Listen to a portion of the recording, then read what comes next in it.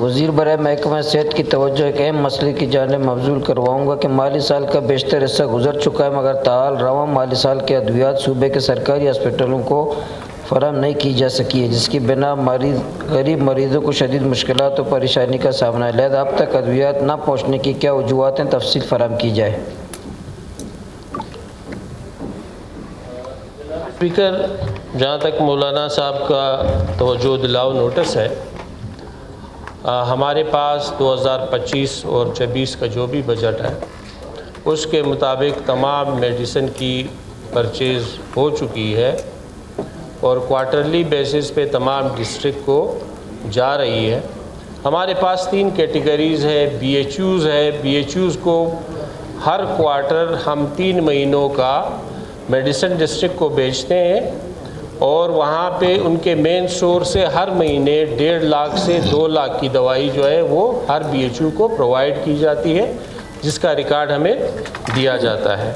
इसके अलावा RHCs है, जो DHO का फंड है उसका ओवरऑल हमारे पास कुछ RHCs ऐसे हैं जिनके अपने डेडिकेटेड कोड्स हैं और कुछ के डेडिकेटेड कोड्स नहीं है।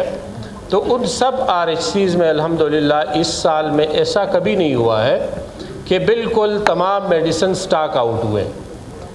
कोई मेडिसिन स्टॉक आउट हो सकता है, उसके लिए 10% अगर किसी अस्पताल का 5 करोड़ रुपए बजट है तो 50 लाख रुपए 10% एक्सक्यूज मी वो बनते हैं। तो वो LP है, लोकल परचेज़।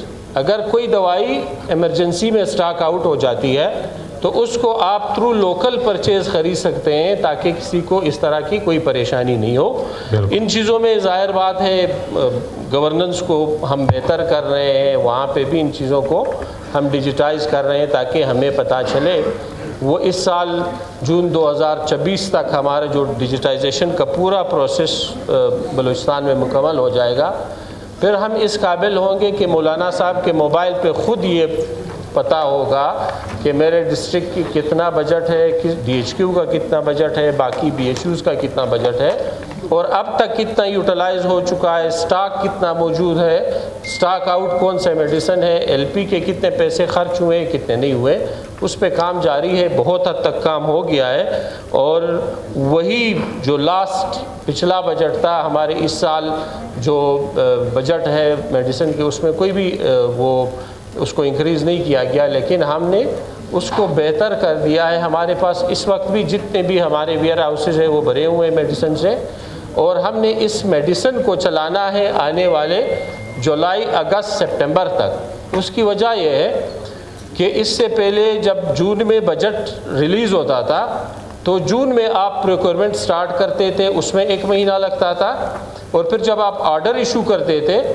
2 महीने। जो लोकल यहाँ पे मेडिसिन अवेलेबल है वो आपको 45 दिन में मेडिसिन प्रोवाइड करते हैं और जो मल्टीनेशनल कंपनियाँ हैं वो 60 दिन में प्रोवाइड करती हैं।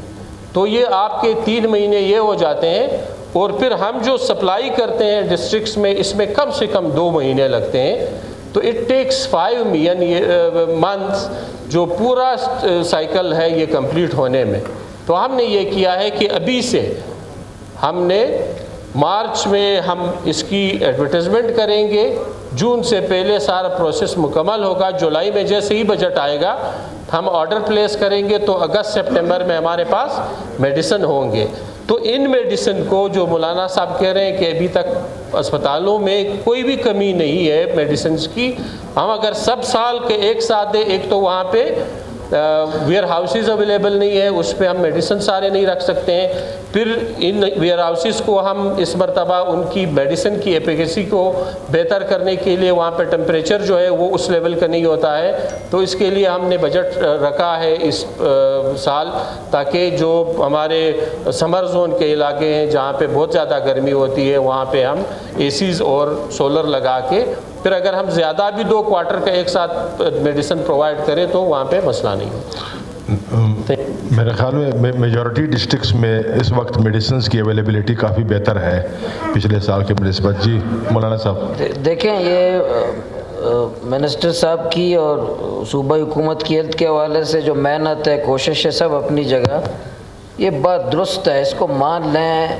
मेडिसिन गरीबों को नहीं मिल रहा है,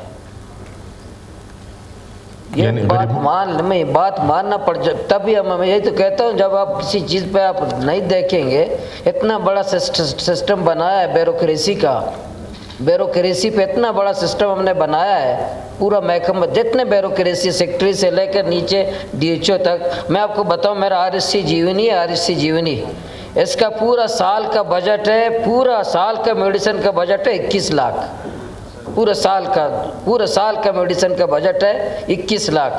अभी मिले हैं सिर्फ 1 लाख का। अभी बजट को कितने महीने गुजरे, कितने महीने गुजरे ऑलमोस्ट। क्या बीमारी जो मरीज बीमार होता है वो आपका बजट देखता है कि मुझे जुलाई में बीमार होना है? हम अपने सिस्टम तो बना लेना, बजट जून में पेश करते हैं, दवाई आप 6 महीने बाद देंगे, दवाई आप 8 महीने बाद देंगे। ये कोई सिस्टम है? ये निज़ाम है कोई? इसको निज़ाम कहते हैं? नहीं मौलवी साहब, अगर कुछ BHUs या RHCs इस तरह है जिसके ऊपर आप जिस तरह पर निशानदी कर रहे हैं। नहीं, निशानदी नहीं, ये मैं अपने जिले की कह रहा हूँ। 2024-25 का पिछले साल का 20%, 100% कंपनियों को अदायगी हुई है, 100% दवाइयाँ क्वेटा में भी आई हैं, 20% दवाई पिछले साल का भी मुझे मेरे RHC अस्पताल को नहीं पहुँचे हैं। मैं इस साल की कह रहा हूँ 25-26 का, इस साल का अभी फरवरी चल रहा है, जून में बजट पेश हुआ है, अभी फरवरी चल रहा है, 3 महीने बाद फिर बजट है। मुझे 21 लाख में, मेरे एक RHC को 21 लाख में सिर्फ 1 लाख का दवाई मिला है। यह है निज़ाम? ये अच्छा निज़ाम है? ये बेहतरीन निज़ाम है? आप AI के जरिए जो है डॉक्टरों को पाबंद करो कि हाजिर हो जाए, मुलाजिमीन हाजिर हो जाए, वो क्या हथौड़े से मरीजों के सर पे मारेंगे? ये आप अपने दवाई आए नहीं। मौलवी साहब अपने डिस्ट्रिक्ट की बात कर रहे हैं या कोयटा की भी? ये वैसे जायजा ले लें, दवाई का निज़ाम बहुत ख़राब है। ये वहाँ से कंपनियाँ बेचती हैं, कंपनियाँ कराची से पता नहीं कहाँ से जो मेडिसिन कंपनियाँ हैं उसको पहले अदायगी हो जाती है, तो 3 महीने तो कंपनियों को लग जाता है। फिर यहाँ आकर के क्वेटा, पूरे बलूचिस्तान की दवाइयाँ पहले क्वेटा आते हैं, फिर क्वेटा में 3 महीने क्वेटा में लगते हैं, पता नहीं वेरिफिकेशन पता क्या क्या करते हैं, यहाँ लग जाते हैं, फिर ट्रकों पे लाद ला करके इलाकों में बेचते हैं, जब इलाकों में पहुँचते हैं 8 महीने गुजर जाते हैं। तो आप चाहते हैं कि गवादर की मेडिसिन अच्छा नहीं कहें, ये निज़ाम अच्छा नहीं है, ये आप खाम क्यों कहते हैं? मिनिस्टर साहब, आपकी मेहनत अपनी जगह, आपके सेक्रेटरी की मेहनत अपनी जगह, सब अपनी जगह, मैं मेहनत एतराफ़ करता हूँ, लेकिन मेरे मरीज़ को हॉस्पिटल में दवाई नहीं मिल रहा है। ये बात पेश होता है। एक बात मिनिस्टर साहब, एक बात कह रहे हैं, ये जो BHUs हैं, जो PPHI के नेम गवर्नमेंट, उसके BHUs को दवाई मिल रहे हैं, उसका मैं नहीं कह रहा। BHUs जितने हैं, BHUs को क्वार्टरली दवाइयाँ मिल रही हैं, RHC जितने हैं, सिविल हॉस्पिटल जितने हैं, टीचिंग हॉस्पिटल जितने हैं, उनको पूरे साल आखिरी बजट के टाइम, ये करप्शन नहीं है, ये भी करप्शन है। CM साहब सुन लें, आप भी सुन, ये भी करप्शन है। कोई सेक्रेटरी, कोई महकमा आखिरी साल पैसों को खर्च करने की खातिर, मेरी बात सुने, मेरी बात सुने, आप चाहते हैं कि हम उसका रिकॉर्ड, मैं सुन रहे हैं, मैं कर रहा हूँ, उसका रिकॉर्ड मंगवा लेते हैं कि इस साल उनको कितनी मेडिसिन मिली है, और ऐसा अगर नहीं मिली है तो सुनूंगा, ये मैं इसको भी करप्शन कहता हूँ। ये ब्यूरोक्रेसी क्यों ऐसा करता है पता है? क्यों करता है? हम लोग गालियां खाते हैं, जो ब्यूरोक्रेसी का जो अरब निज़ाम बना है, 600 अरब रुपए हम बलूचिस्तान में खर्च करते हैं गरीब सुबह, सिर्फ ब्यूरोक्रेसी पर 600 अरब। मेरे 2 अरब रुपए दवाई नहीं पहुंचा पाते। कितनी बड़ी बिल्डिंग इनके पास है। हमारे जो हम MPs हैं, हमें इतने MPs हैं, हमारे MPs के पास गाड़ियां कितनी हैं और ब्यूरोक्रेसी के पास कितनी गाड़ियां हैं? इतना बड़ा निज़ाम हमने बनाया, फिर भी मिनिस्टर साहिबान जो है हम दलाल देते हैं आपका निज़ाम सही नहीं है। ये हेल्थ का, ये जो मेडिसिन का है, दवाई, CM साहब कहते हैं 100% हम खर्च करेंगे। CM साहब सुन लें कि हम 100% अपना बजट खर्च करेंगे। आप जो है मई के महीने में, जून से वैसे रात के 12 बजे जब बजट होता है, स्पीकर साहब, रात के 12 बजे भी नेशनल बैंक खुला होता है। क्यों खुला होता है? क्यों खुला होता है? ये भी करप्शन है। रात के 12 बजे नेशनल बैंक का खुलना ये इस बात की दलील है कि आपका ब्यूरोक्रेसी का निज़ाम नाकाम हो चुका है, इसलिए रात 12 बजे चलवल करते हैं। वो पैसों को निकालने की कोशिश करते, जाली बिल बनाते हैं, जाली तरीके से पैसों को बैंकों से निकालते हैं। ये करप्शन है, ये भी करप्शन है। तो इसलिए मैं कह रहा हूँ कि ये जो निज़ाम है, मेरे जो RSC पसीनी, इसी तरह RSC और माड़ा, इसी तरह सिविल हॉस्पिटल गवादर, इसी तरह DHO के निज़ाम हो, इसी तरह मेरे 21 लाख की दवाई 1 लाख रुपए, 9 महीने 8 महीने गुजरने के बावजूद मुझे 1 लाख रुपए का दवाई मिला। आप कहते हैं निज़ाम बहुत बेहतरीन हो रहा है, बहुत बेहतरीन सिस्टम है। मौलवी साहब आप इस तरह करें, मेहरबानी, मैं आपको सजेशन देता हूँ, जितनी भी आपकी BHUs है, RHCs है या आपके DHQ हॉस्पिटल है जिसको मेडिसिन नहीं मिल रही है, आप उनको एक लिस्ट बनाए, मिनिस्टर साहब को थमा दें, उसकी रिकॉर्ड आप चाहते हैं तो उनको असेंबली फ्लोर पे भी वो भी मंगवा लेते हैं कि वाकई उनको मेडिसिन मिली या नहीं मिली है। मिनिस्टर साहब से पूछ, कुछ ऐसे नहीं हो सकता है कि आपका DHO, आपका MS और आपके जो वहाँ पे जो अपॉइंटेड लोग हैं उनकी भी गफलत हो सकती है। दूसरा ये कि दवाइयाँ कैसी मिलती है, जो मेरे OPD है, ये निज़ाम भी मिनिस्टर साहब सही कह रहे हैं, जो OPD होती है 300-400 OPD होती है मरीजों को क्या ज़रूरत है गवादर में, जो वाशुक के, जो खारान, जो मुस्तकिल के मरीज को ज़रूरत है, मेरे गवादर को शायद मेरी ज़रूरत ना हो। कुछ ऐसी चीज़ें हैं जो आसमान तक लगी होती हैं, जो जिस पर हम खर्चा करते हैं, कोई मुझे ज़रूरत है वो मेडिसिन नहीं है, मिनिस्टर साहब मेरे गरीब को ज़रूरत है वो मेडिसिन नहीं है। Let the minister reply please. Minister साहब बताएं ज़रा। सर, मौलाना साहब को ये मैं समझाता चलूँ कि ये जिन चीज़ों की तरफ बात कर रहे हैं, मेडिसिन ऑर्डर जनरेट होता है डिस्ट्रिक्ट से, मैं नहीं देता दवाई, ब्यूरोक्रेसी नहीं देती, MSD नहीं देता, ऑर्डर जनरेट होता है उस डिस्ट्रिक्ट से। वहाँ के DHO साहब, वहाँ के जो फार्मासिस्ट है वो बैठ के कि हमें ये दवाई, हमारी इतनी बजट है, ये दवाइयाँ इस लिस्ट में से इतने मिकदार में चाहिए। अब वो आपके DHO साहब ने जो डिमांड की, हमने तो वही भेजनी है।